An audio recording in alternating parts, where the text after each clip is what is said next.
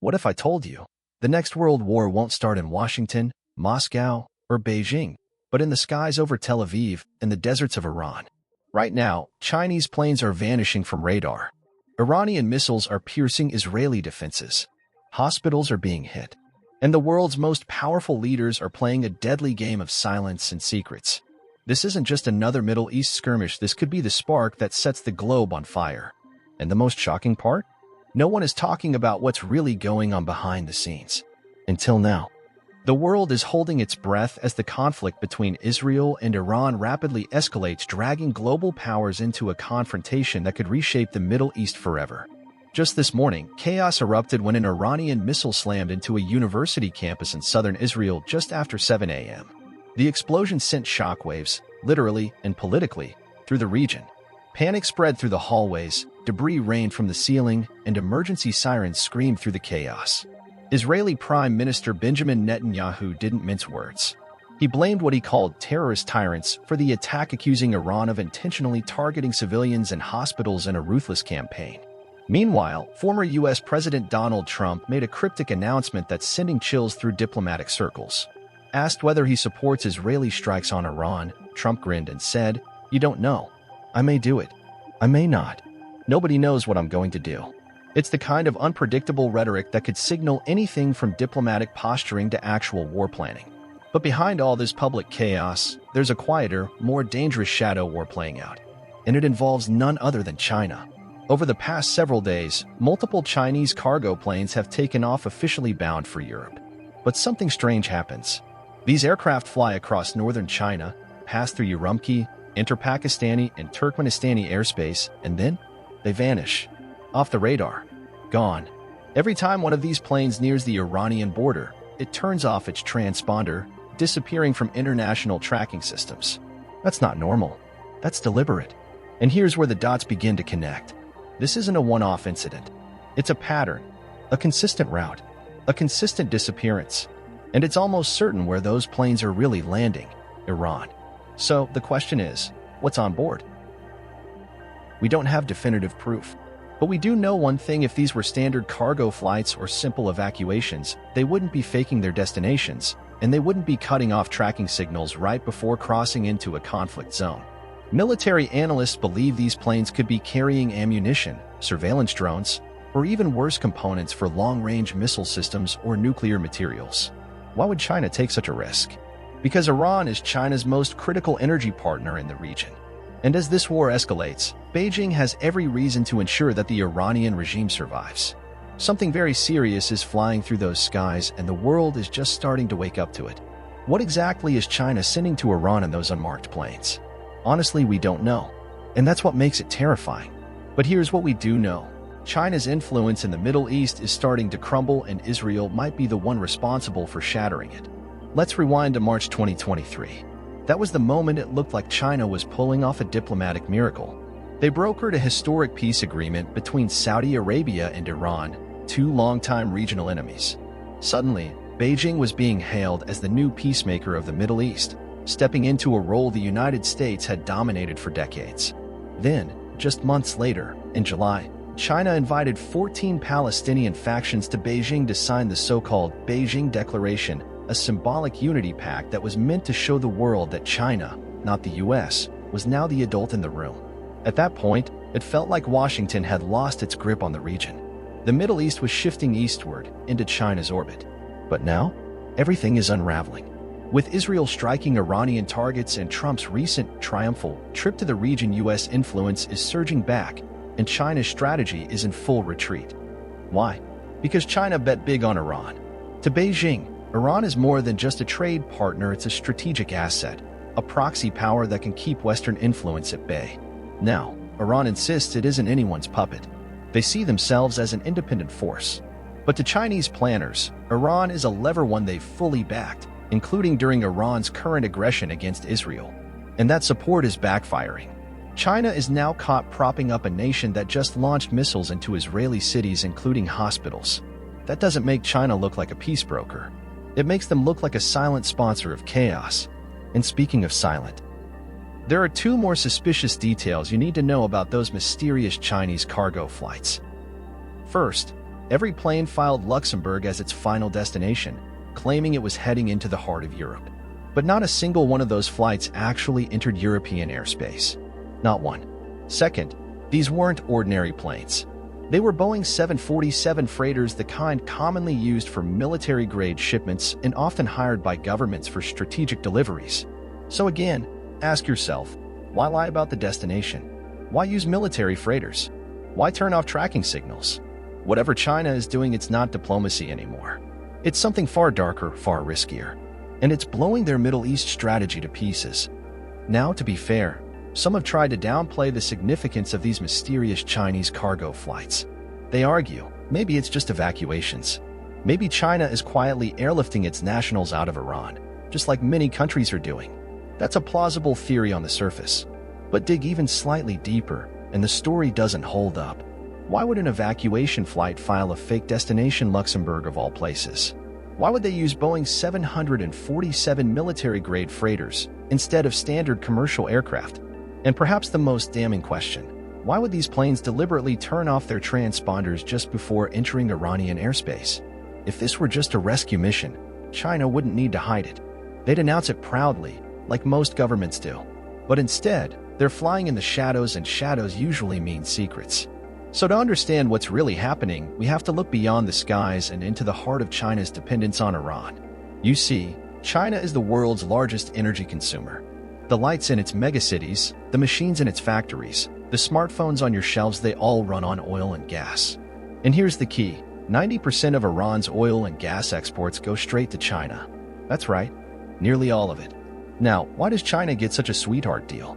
Because Iran, until recently, held the title of most sanctioned nation on earth. Western sanctions meant few countries were willing or legally allowed to buy Iranian energy.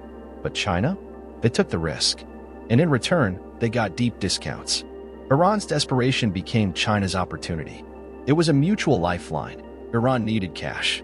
China needed fuel. But there's a dangerous flip side. Because now that war has broken out between Iran and Israel, China has a massive stake in keeping the Iranian regime alive. If Iran collapses, China's energy supply gets squeezed and their entire industrial engine could sputter. This is why Beijing might be quietly smuggling weapons, drones, or military technology into Iran. Not because they want war, but because they can't afford to lose their oil supplier. No one knows exactly what's in those planes, but the motive is clear. For China, this isn't just about diplomacy. It's about survival. Now let's shift our focus to something far more immediate and heartbreaking.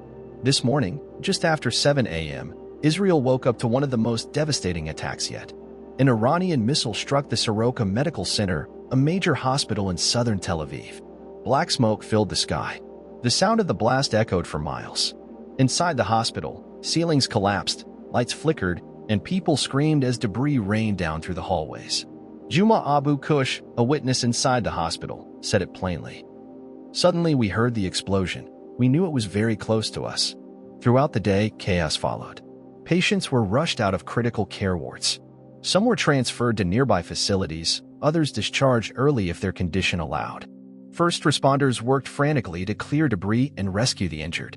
As the dust settled, political leaders began to arrive, angry, emotional, and unified. One Israeli official called it what it was. This morning's strike was an attack on a hospital filled with helpless, sick people. It's an extreme war crime, and those responsible will bear the consequences. But what made this strike even more horrifying isn't just the loss or the damage, it's where it happened. The Soroka Medical Center is not a symbol of division, it's a symbol of unity. It serves both Israelis and Palestinians. Walk its halls and you'll see Bedouins in traditional dress. Iran's foreign ministry responded swiftly, claiming the missile wasn't meant for the hospital at all. Instead, they said the intended target was a nearby Israeli military intelligence headquarters. But here's the problem. No evidence has been provided to support that claim. And when we look at the aftermath videos showing extensive damage to the hospital itself, not a shadow of a military base in sight, the claim falls flat. This wasn't a surgical strike gone wrong. This was a deliberate provocation and possibly a war crime. And as we'll explore next, this is just one strike in a much larger and far more troubling trend: Iran's escalating missile campaign and Israel's increasingly strained defenses. Iran insists they weren't targeting the hospital directly. According to their foreign minister, The intended strike was aimed at a nearby military command center, and the damage to Soroka Medical Center was just superficial collateral, not intentional. But video footage from the ground tells a very different story. We've seen the images. Entire hospital wings blackened by fire, windows blown out, patients being evacuated on stretchers through smoke-filled hallways, and walls crumbling where ceilings once stood. This wasn't a near miss. This was a devastating hit. And if there was any military target nearby, Iran hasn't shown a shred of proof. But as shocking as that hospital strike was, it's just one piece of a much more dangerous trend that is now threatening to overwhelm Israel's defenses entirely. In the past 24 hours, Iran's missiles have begun punching through Israel's Iron Dome and other air defense systems at a rate we've never seen before. Just a day ago, Israeli systems were successfully intercepting close to 90% of incoming rockets. Today, that number has dropped to 65%. Let that sink in. 1/3 of Iranian missiles are now making it through. And these aren't the crude rockets of years past. These are faster, more sophisticated projectiles possible. That may not sound like a huge difference, but in missile warfare, those 4 minutes could be the difference between safety and tragedy. The Iron Dome, David Sling, and Arrow systems are working overtime, intercepting wave after wave of missiles. But even the most advanced systems have limits, and those limits are being tested fast. Israel isn't facing this alone, either. Remember, there are about 300 American soldiers on the ground in Israel right now, many of them directly involved in operating and maintaining the missile defense network the U.S. has provided. And yet, even with American tech and manpower, Iran's rockets are starting to overwhelm the system. So the question becomes, how long can Israel afford to keep this up? Because here's what most people don't realize. Every interceptor missile costs a fortune. And that's exactly what we're going to break down next. Let's talk about the hidden cost of staying alive in a missile war. Intercepting a single ballistic missile isn't just a tactical move, it's an economic decision, and an increasingly painful one. Every time Israel fires an interceptor missile from the David Sling, Arrow 2, or Arrow 3 systems, it costs somewhere between $1 million and $3 million per shot. And that's not even the most expensive defense. The U.S.-supplied THAAD system designed to shoot down high-speed ballistic threats from space costs a staggering $12 to $14 million per interceptor. Now yes, from a military standpoint, it's a no-brainer. It's far cheaper to shoot down a missile than to let it strike a city. A single successful hit on Tel Aviv or Haifa could cost hundreds of millions in infrastructure damage, and far worse, it could cost dozens, even hundreds of lives. But here's where the math starts to get uncomfortable. Because these interceptors, they're not only expensive, they're extremely difficult to manufacture. You can't just crank them out like bullets. These are complex, high-tech systems that take months to build, and Iran is launching missiles daily. Wave after wave, day after day, Israel is burning through its defensive stockpile at a frightening rate. Now, Israel doesn't disclose the exact number of interceptors in its arsenal, and for good reason. That kind of information could help Iran calculate exactly how many missiles they'd need to overwhelm the system. But one thing is certain, the supply is not infinite. There will come a moment, whether it's next week, next month, or next missile wave, when Israel's military command will face an impossible decision. Do we fire another $3 million interceptor? Or do we let this one through and hope it misses? On the other side of the battlefield, Iran is also working against the clock. Their stockpile of ballistic and hypersonic missiles isn't limitless either. These aren't cheap, and they're not easy to replace under the crushing weight of international sanctions. So yes, Iran is sending everything it has, but it's not sustainable forever. And while all of this is playing out in the skies, let's not forget Israeli special operations are still active inside Iranian territory. Silent missions, targeted strikes, sabotage efforts. A shadow war meant to disrupt Iran's missile manufacturing before it becomes an all-out flood. Because if either side runs out first, it could change everything. This is exactly why the Israel Defense Forces, IDF, are now escalating pressure at every level: military, strategic, and political. For Israel, this is not just about neutralizing threats, this is about survival. Their goal is crystal clear: prevent Iran from ever acquiring nuclear weapons. And for the Israeli leadership, there's only one way to do that. Destroy every single nuclear facility Iran operates. No exceptions. Because if even one centrifuge farm, one underground reactor, or one hidden research site survives, Iran can simply rebuild and pick up right where it left off. That's the terrifying math Israel is working with. Miss one site, and the mission fails. This is why Israeli officials are pushing hard behind the scenes, not just militarily, but diplomatically, to convince the United States to join the fight. So far, Washington is hesitating. Just this morning, reports from the Wall Street Journal lit up global headlines, claiming that President Trump had approved plans for limited strikes inside Iran. But within hours, Trump himself shut down the speculation. He fired back on social media, stating, "The Wall Street Journal has no idea what my thoughts are concerning Iran." Then, during a tense press briefing, White House Press Secretary Caroline Leavitt addressed the growing media storm, reading directly from a statement prepared by the president. Based on the fact that there's a substantial chance of negotiations that may or may not take place with Iran in the near future, I will make my decision whether or not to go in the next 2 weeks. 2 weeks. For Israel, that's an eternity. Because every hour they wait, Iran may be relocating materials, reinforcing bunkers, or preparing a counterstrike. And if Trump decides not to act? Keep your nuclear plants, but don't enrich uranium. Buy it. Don't make it. Iran said no, and they were supposed to return with a counteroffer by Monday.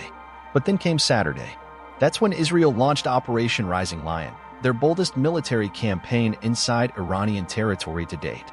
And just like that, the talks collapsed. Now, as diplomats desperately try to restart the conversation, both sides are repeating the same positions as before. Nothing has changed, except the world around them is now far more dangerous. The missiles haven't stopped, the threats haven't eased, and the window for peace? It's shrinking by the hour. Even as negotiations dangle by a thread, the war on the ground continues with no signs of slowing down. This morning, Israel launched yet another deep strike operation inside Iranian territory. The target? One of Iran's most sensitive and closely guarded facilities, the heavy water nuclear reactor complex in Iraq. Satellite imagery confirms visible damage to the site. And in an unusual move, Israel publicly released footage of the strike, a clear message to both Tehran and the world that no nuclear asset is beyond reach. As the video played across Israeli and global media, another reality began to surface, one that's often hidden beneath the roar of missiles and jets. The rising civilian toll. Inside Iran, state media continues to downplay or deny the true cost of Israel's campaign. The regime projects strength, calm, and control. But outside observers tell a very different story. According to a respected Washington-based human rights watchdog, a group known for accurate reporting during events like Iran's 2022 uprising, the situation is far more dire. In the last week alone, 640 Iranians have been killed and 1,400 wounded due to Israeli airstrikes. Of the dead, 263 were civilians, including women and children. Another 154 were members of Iran's internal security forces. The rest? Still being identified. And the crackdown isn't limited to the battlefield. Inside Iran, the government has launched an online purge, targeting those who post or share content related to the war. The same group reports that over 130 people have already been arrested for banned online activity, including expressing sympathy for Israeli civilians or questioning the government's response. But the pain isn't one-sided. Iran's missile barrages into Israel have also caused significant casualties. In the past week, 24 people have been killed inside Israel. More than 500 have been wounded, many of them seriously, due to Iranian missile strikes on population centers. So what we're witnessing is no longer just a clash of militaries. It's becoming a war of attrition, with civilians on both sides caught in the crossfire. And as long as both nations continue down this path with no truce, no pause, and no resolution, the human cost will only grow. The rising civilian toll. Inside Iran, state media continues to downplay or deny the true cost of Israel's campaign. The regime projects strength, calm, and control. But outside observers tell a very different story. According to a respected Washington-based human rights watchdog, a group known for accurate reporting during events like Iran's 2022 uprising, the situation is far more dire. In the last week alone, 640 Iranians have been killed and 1,400 wounded due to Israeli airstrikes. Of the dead, 263 were civilians, including women and children. Another 154 were members of Iran's internal security forces. The rest? Still being identified. And the crackdown isn't limited to the battlefield. Inside Iran, the government has launched an online purge, targeting those who post or share content related to the war. The same group reports that over 130 people have already been arrested for banned online activity, including expressing sympathy for Israeli civilians or questioning the government's response. But the pain isn't one-sided. Iran's missile barrages into Israel have also caused significant casualties. In the past week, 24 people have been killed inside Israel. More than 500 have been wounded, many of them seriously due to Iranian missile strikes on population centers. So what we're witnessing is no longer just a clash of militaries. It's becoming a war of attrition with civilians on both sides caught in the crossfire. And as long as both nations continue down this path with no truce, no pause, and no resolution, the human cost will only grow. And if you think the battlefield is only in the skies and cities, you'd be mistaken. The war has now extended into the digital realm. Inside Iran, the regime has launched a full-scale assault on the internet. Yes, Iran has always been known for its censorship. But this is different. Before the conflict began, Iran's national internet connectivity hovered between 80% and 90%, already filtered and heavily monitored, but still functional. Now, it's below 10%. 10%. For millions of Iranians, even sending a WhatsApp message is nearly impossible. Social media? Gone. News access? Severed. Online maps, banking, even emergency coordination crippled. The official narrative is simple. This is to protect military secrets from falling into Israeli hands. The regime doesn't want civilians unknowingly sharing videos, photos, or coordinates that could expose sensitive military positions. And sure, that sounds plausible. But what's actually happening goes far beyond protecting classified intel. This is about controlling the narrative and silencing a population. Because when people can't communicate, they can't organize. When they can't share what they see, truth disappears. It's not just censorship, it's digital isolation.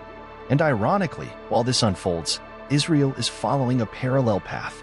Just days ago, the Israeli parliament passed emergency laws that also restrict the flow of battlefield information. Under the new rules, it is now illegal to film missile strikes, whether they're launches, landings, or interceptions. It is illegal to upload those videos or photos to social media. Even foreign media that acts against the state can be banned from filming across the country. The restrictions extend to strategic locations, military zones, and national infrastructure. And the penalties? Not a fine, not a warning. Actual prison time ranging from 20 to 30 months. Both governments fighting on opposite sides are now waging the same battle, controlling the flow of information. They claim it's for national security. But for the average citizen on either side, this means living in a fog of war with no way to know what's true, what's propaganda, or what's really happening just a few streets away. And that's where you come in. Because in a world where truth is the first casualty of war, information matters more than ever. If you want to stay ahead of the headlines and understand what's really happening in this unfolding global conflict, hit the like button and subscribe. We'll keep bringing you the facts, the context, and the updates you won't find anywhere else. Until next time, stay safe, stay aware, and stay informed. If you made it this far, you know this isn't just news, it's a global power shift unfolding in real time. So don't let algorithms or censorship decide what you get to know. Hit that like button, subscribe, and turn on the bell, because in this war of shadows, staying informed is the only defense you've got. We'll be here breaking it down, fact by fact.